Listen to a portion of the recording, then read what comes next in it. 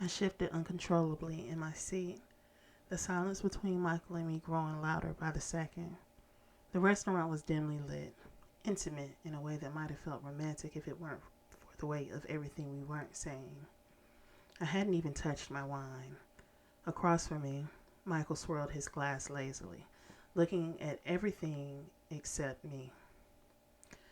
Michael, I began, trying to steady my voice. I can't keep doing this. We need to talk about us. His eyes flicked up, dark and sharp, narrowing with irritation. Damn, Lani, do we have to ruin dinner with this again?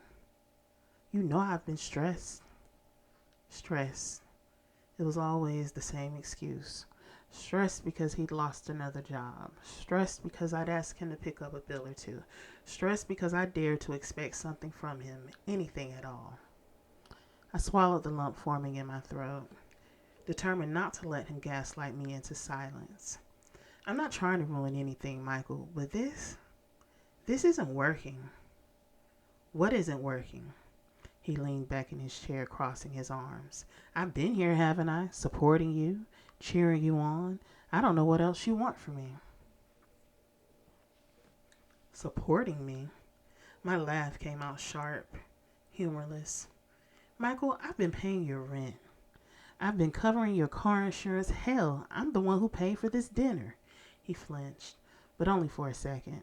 His features quickly smoothed into that infuriating calm I had grown to despise. So now you're going to throw that in my face? That's real classy, Lani. My hands curled into fists beneath the table, nails digging into my palms. You don't even see it, do you? I've been breaking my back to keep this relationship alive, and you've done nothing but take. I put everything into us. My time, my money, my energy, and you, my voice cracked. You've given me nothing but excuses and lies. Lies. Michael's voice rose, drawing a few glances from nearby tables. Oh, so now I'm a liar too. Maybe if you weren't so damn controlling, I wouldn't feel like I have to keep things from you. Controlling? My voice wavered between laugh and a sob. Asking you to contribute is controlling? Wanting honesty is controlling? Michael, you hit me. There it was. The words hung in the air, heavy and undeniable. For a moment, he didn't say anything. Then he leaned forward, his expression darkening. You're blowing that out of proportion. It was one time, Lani. One mistake. You're really going to throw away everything over that? My heart shattered all over again, the pieces scattering across the floor of the restaurant. You don't get it, I whispered. It's not just about you hitting me, it's about everything.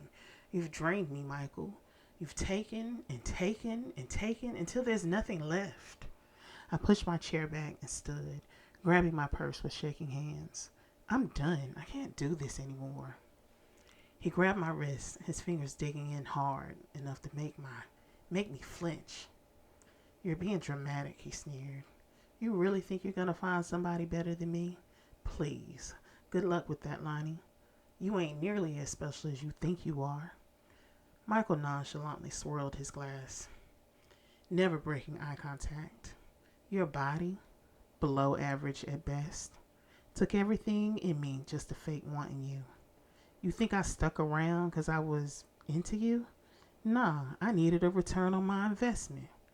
You really believe you pulled me with what?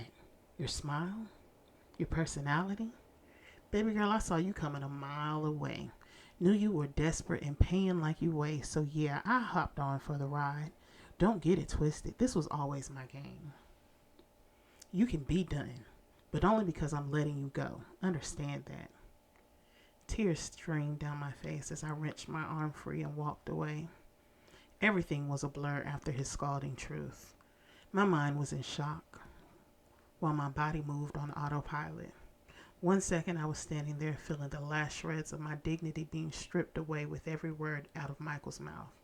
And the next, I was outside, blinking against the cold night air.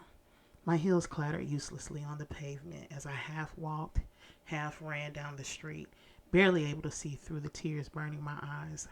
God, I felt like such a fool.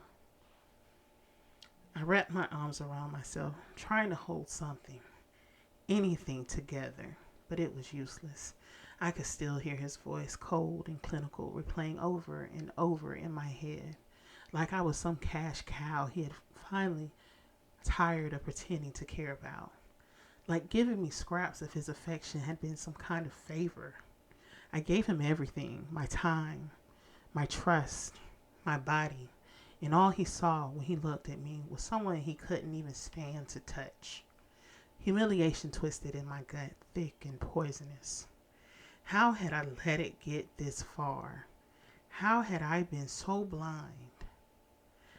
I had wanted it to be real so badly I'd ignored every sign, every half-hearted kiss, every time he pulled away like I might contaminate him if he got too close.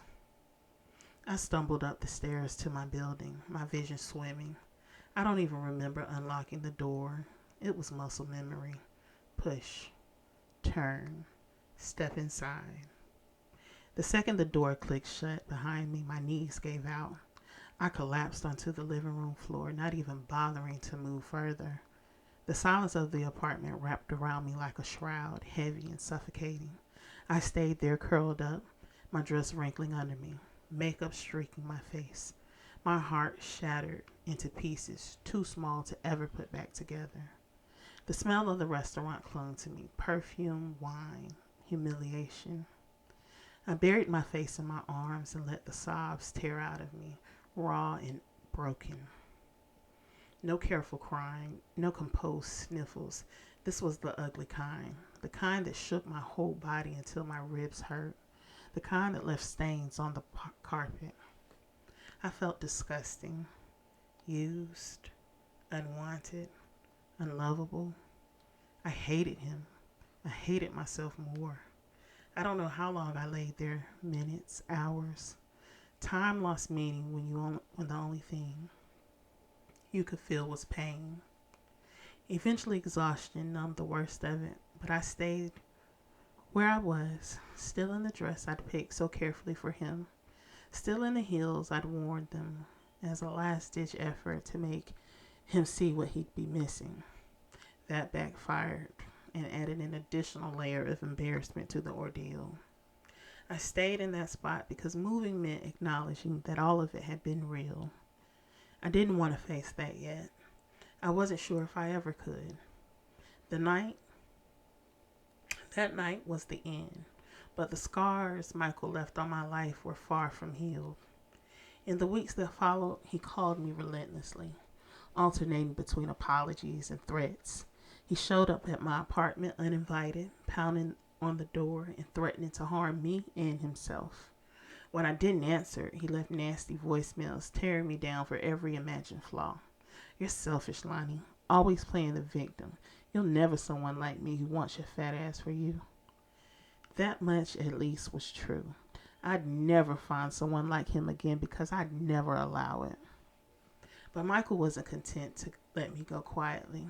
He spread rumors among our mutual friends, painting me as a manipulative, ungrateful partner who didn't appreciate all he'd done for me. I lost more than a few friendships in the fallout. People who believed his lies or simply didn't want to take sides. It wasn't until months later, when I found myself standing in the aisle of a grocery store with my card declined, that the full extent of the damage hit me. Michael had drained our shared savings account before I had a chance to close it. I stared at the cashier, heat rising to my cheeks, as the line behind me grew restless. I'm sorry, I mumbled, abandoning my cart and bolting for the exit. That night, I sat in the dark of my tiny apartment, staring at the stack of bills I couldn't pay. Every sacrifice I'd made for Michael felt like a cruel joke, the universe laughing at my naivety. But somewhere in the middle of my despair, something shifted. This wasn't going to be my story.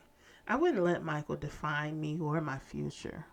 I had spent so long pouring myself into a man who didn't deserve me, and it was time to start pouring into myself.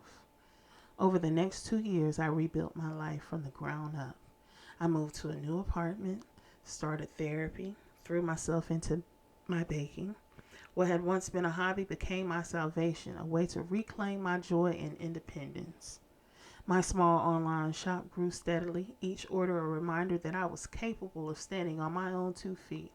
I swore off dating completely, telling myself I didn't need a man to complete me. And yet, in my quietest moments, I couldn't help but wonder if there was still a part of me that wanted to believe in love. Not the kind of love that Michael had offered, empty, selfish, and conditional, but something real, something that didn't take more than it gave. I wasn't ready to look for it. Maybe I never would be, but if it found me, well, I'd cross that bridge when I came to it.